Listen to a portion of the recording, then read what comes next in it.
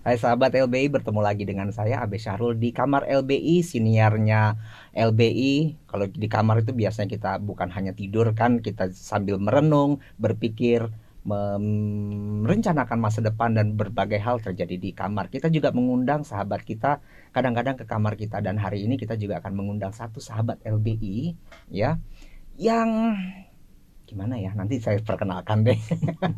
Tapi untuk sahabat LBI, khususnya yang sahabat LBI yang culture, anak muda yang culture pasti kan tahu ya, Sapardi Djoko Damono, khususnya puisi-puisi beliau ya, yang rasanya lembut dan romantis. Dan tapi di balik bait-bait yang indah itu, kita mau tahu seperti apa sih manusia, sisi kemanusiaannya Pak Sapardi Djoko Damono itu. Kita kan hanya tahu dari karya-karyanya aja selama ini. Tapi sayangnya tentu kita tidak bisa mengundang Pak Sapardi ke sini. Kita akan mengundang muridnya yang sangat dekat dengan beliau. Di sini ada sahabat LBI kita juga, Bapak Dr. Ibnu Wahyudi, yang biasa kita panggilnya Mas Iben. Seorang dosen, betul, tapi juga sastrawan juga, dan juga pelukis. Sastrawan sekaligus pelukis, yang akan bercerita berbagai sisi yang mungkin kita tidak tahu tentang Pak Sapardi, yang mungkin kita juga belum pernah dengar gitu ya. Ya Mas Iben, sebagai seorang murid ya, murid yang sangat dekat dengan beliau, kita bisa lihat juga foto-foto Mas Iben kan waktu itu selalu bersama Pak Sapardi, menjadi pengajar juga, menjadi muridnya beliau juga gitu ya. Saya mau tahu nih, sebenarnya sahabat LB mau tahu, mungkin kita cerita dari kapan pertama kali Mas Iben itu bertemu dengan beliau. Apakah waktu bertemu sudah tahu bahwa beliau ini adalah seorang legenda hidup?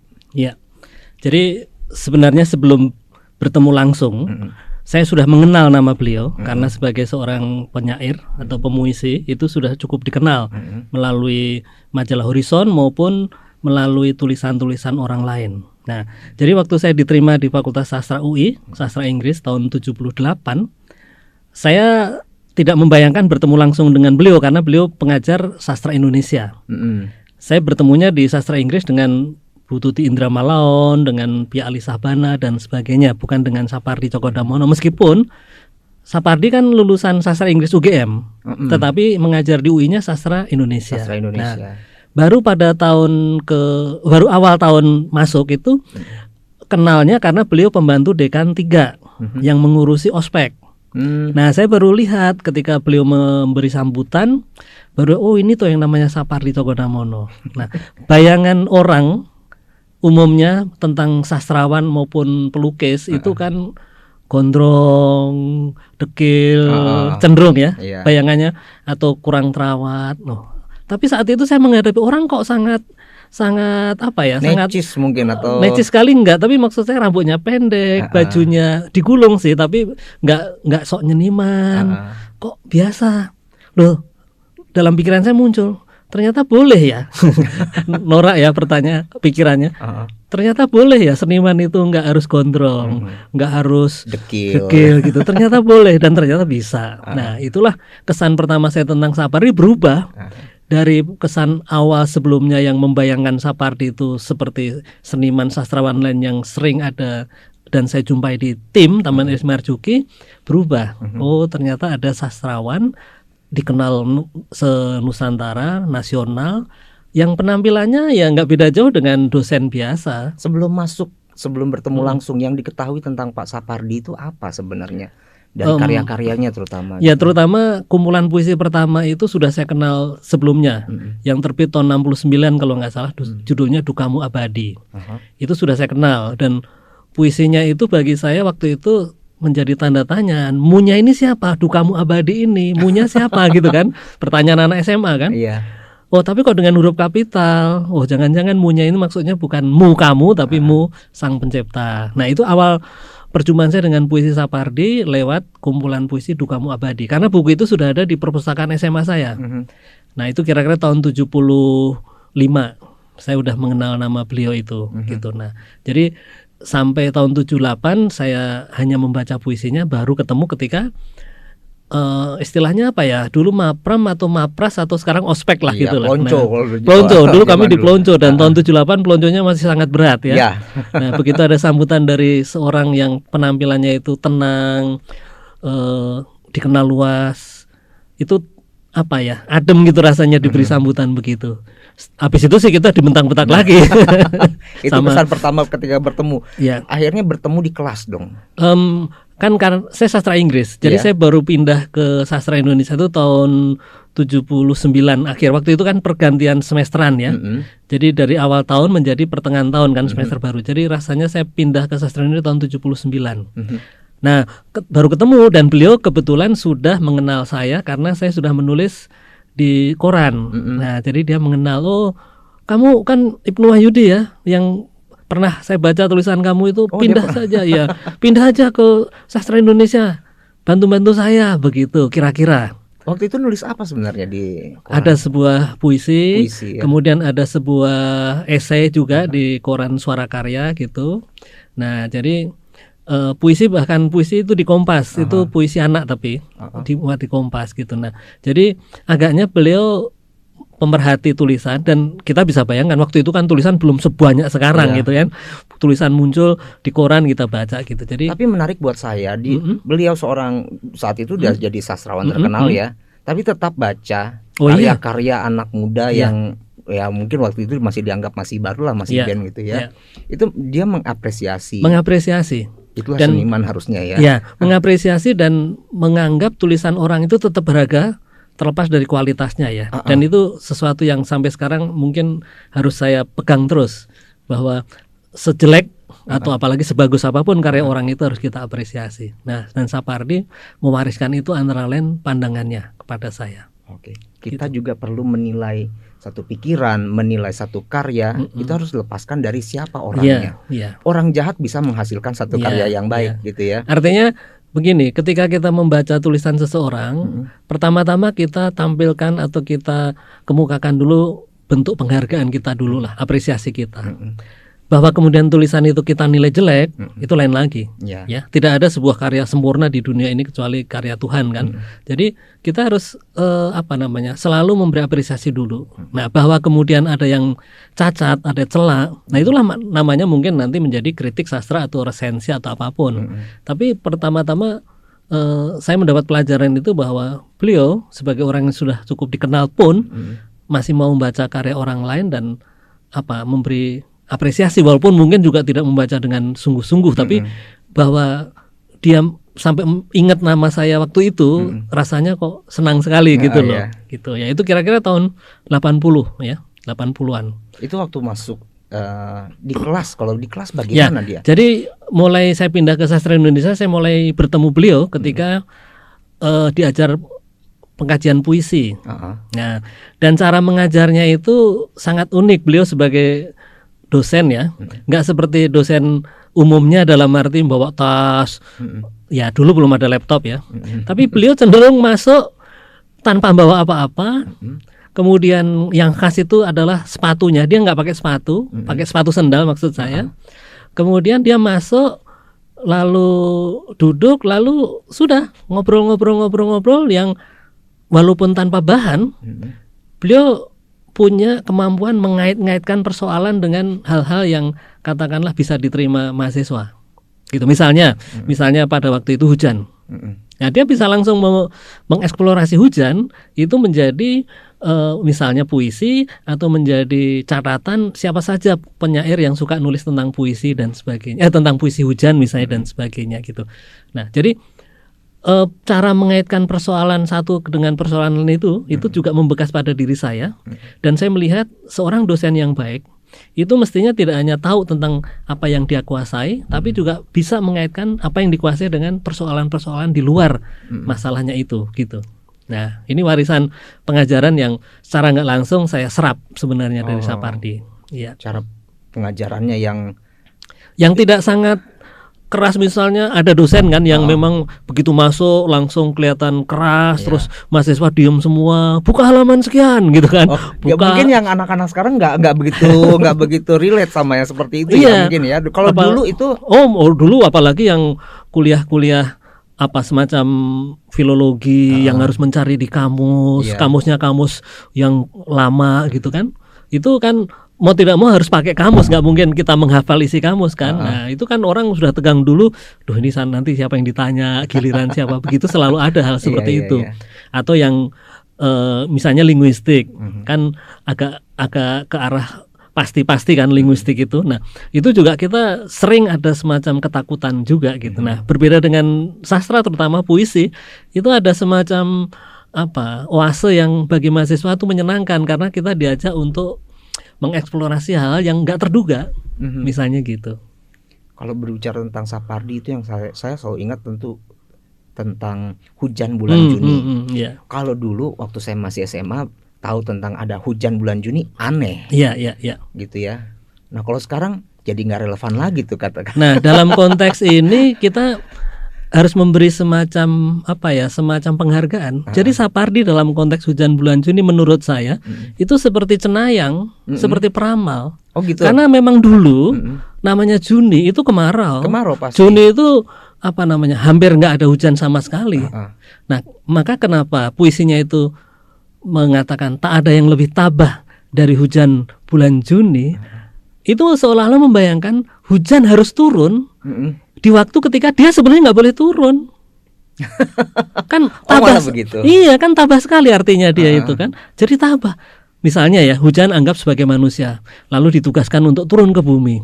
Kan bisa saja hujan itu merasa, kenapa saya harus turun? Padahal mereka nggak mau menerima saya, mereka akan menolak saya. Kan saya akan dimusuhi oleh banyak orang karena mestinya Juni nggak boleh ada hujan, begitu kan? Maka baris tak ada yang lebih tabah dari hujan bulan Juni. Itu menggambarkan bahwa hujan itu tabah sekali, terpaksa turun. Ya kan kalau kita misalnya dipaksa ngajar sementara kita nggak siap kan malah petaka. Ya itu jadi itu interpretasinya Mas Iben sendiri. Antara lain. Tapi pada waktu itu karena saya mengalami Juni sebagai musim yang tidak ada hujan umumnya. Seperti Januari kan hujan setiap hari. Juni kan hampir nggak ada hujan. Tapi sekarang Juni bisa nggak ada terang-terangnya hujan mulu gitu. Harusnya dia nggak hujan, disuruh hujan sekarang. Nah di situ saya pernah mengatakan antara lain bahwa Sapardi ini seperti cenayang, bahwa suatu ketika nanti yang harusnya kemarau bisa bukan kemarau, dan kita sekarang menyaksikan tentang anomali cuaca. Iya betul. Nggak bisa lagi kita memprediksi ini bulan Januari ini hujan nggak ada hujan, malah Desember yang harusnya gede-gedenya sumber airnya banyak malah nggak ada air. Bisa seperti itu dan itu hal yang sangat realistis. Orangnya kalau kita bicara tentang sifatnya gitu ya, kalau buat saya sampai saat ini saya hanya bertemu papasan-papasan aja di kelas gitu ya. Kayaknya misterius banget orangnya, gitu, pendiam banget gitu. Tapi sebenarnya sehari-hari itu beliau bagaimana sih? Apakah humoris, perfeksionis? Mungkin enggak tadi kalau dari cerita itu di kelas itu bukan yang tipikal perfeksionis lah gitu ya. Seperti apa sih? Atau mungkin ada sisi nakal beliau gitu? Ya, jadi mungkin sepintas kita melihat sosok Sapardi itu seperti orang yang diam, tenang. Bahkan sebenarnya ada cerita lucu kalau dengan Fakultas Ilmu Pengetahuan Budaya ini. Suatu ketika ada orang yang sebenarnya profesinya pemijat. Pemijat yang sosoknya itu seperti Sapardi. Dan saat itu Sapardi sudah pensiun. Pak Sapardi pensiun dari FIBUI kan 2010 ya. Nah, jadi banyak orang menduga, terutama anak-anak muda yang baru masuk, mengatakan, oh ada Sapardi. Jadi ketika dia duduk katakanlah di depan gedung 5, orang menyapa, selamat sore Pak Sapardi, dan padahal itu bukan Pak Sapardi. Saya pernah lihat itu. Nah itu contoh bagaimana orangnya mirip, gayanya jalannya tenang, kalem begitu. Nah kalau Pak Sapardi sendiri sebenarnya banyak cerita, banyak humor, tapi mungkin memang bukan tipe yang langsung kelihatan ekspresi bebasnya begitu. Tapi kalau sudah ketemu orang yang cocok, dan beliau cenderung memakai bahasa Jawa kalau ketemu orang Jawa, itu muncullah umpatan-umpatan dalam tanda kutip ya, umpatan-umpatan yang mungkin bukan memaki tapi lucu. Misalnya kalau beliau mengatakan orang ini ngeselin, wah memang dia itu sontoloyo, itu muncul kata sontoloyo. Nah, ketika kena tilang waktu itu pas mobil dengan saya pulang dari rumah seorang pengarang di Jakarta Pusat, kena tilang sama polisi. Waduh, bingung kan, waduh gimana nih, salah ya Ben ya katanya, kita salah ya. Nah polisinya minta SIM dan begitu tahu, oh Bapak Sapardi Djoko Damono ya. Oh ya silakan Pak. Loh enggak kan, saya harus ditilang aja dulu, jangan menyuruh ada saya rasa-rasa pergi. nggak enak juga mereka itu ya. Iya, kebetulan polisi itu mungkin pernah baca puisi Sapardi. Nah, enggak apa-apa Pak. Ya kan saya salahnya apa? Bapak ini satu jalur, enggak boleh lewat sini. Oh iya saya maaf belum. Ya, Bapak silakan pergi. Enggak jadi ditilang nih. Enggak enak dong saya kalau nggak jadi ditilang. Misalnya seperti itu. Ya, sebenarnya kalau ditilang juga beliau pasti takut juga. Tapi maksud saya bisa menghadirkan humor dalam waktu yang sangat ringkas, sangat singkat gitu. Nah itu Pak Sapardi. Dan idealis juga sebenarnya ya. Kalau saya harus ditilang, ya tilang dong gitu ya. Beliau mengatakan ya memang saya salah, silahkan tilang. Atau orang itu karena kenal berarti salah secara SOP orang itu ya. Tapi mungkin karena itu sudah di ujung gang yang mestinya bisa langsung keluar, cuma karena memang salah jalur saja gitu. Nah untuk kan Bapak selalu bersama beliau, bahkan sampai ditilang bareng pun pernah juga. Banyak pelajaran yang didapatkan oleh Mas Iben juga kan. Mungkin dalam mengajar juga ada, tapi dalam berkarya kira-kira ada nggak yang mempengaruhi Mas Iben dalam berkarya? Saya sendiri dalam kesadaran ya, tidak terlalu memikirkan apakah karya saya banyak terpengaruh oleh beliau, walaupun banyak orang menduga beberapa puisi saya ada bayang-bayang Sapardi. Tapi saya sendiri menulis puisi agak berbeda sebenarnya ya. Kalau beliau itu naratif cenderung, saya kurang bisa naratif. Beliau bercerita misalnya cerita tentang pagi hari yang jalan, dia mengingat matahari itu kan bercerita ya, atau perahu kertas dia juga bercerita. Nah saya kurang bisa membuat narasi dalam puisi yang pendek begitu, sebenarnya seperti itu. Tapi kalau misalnya pilihan kata, mungkin hujan saya banyak pakai, Pak Sapardi juga banyak pakai. Sebenarnya secara pilihan kata dan pola agak berbeda sih sebenarnya. Cuma sering orang menilai kedekatan lalu mengaitkannya dengan karya, jangan-jangan ada pengaruh nih begitu. Itu sebenarnya tidak. Tapi kalau dalam gaya mengajar mungkin terpengaruh. Dalam arti saya cenderung mengajar selama waktu itu belum ada laptop, belum ada tayangan ya. Saya cenderung untuk tidak pakai buku gitu loh. Jadi berusaha untuk siap begitu di kelas ya kita ngomongin apa saja gitu. Nah, Mas Iben juga terkenal kan kalau berpuisi juga sekaligus melukis. Ada hubungannya antara puisi dengan lukisan juga. Gitu. Itu dilakukan oleh Pak Sapardi nggak sebenarnya, Mas? Pak Sapardi juga melukis, tapi tidak intensif ya.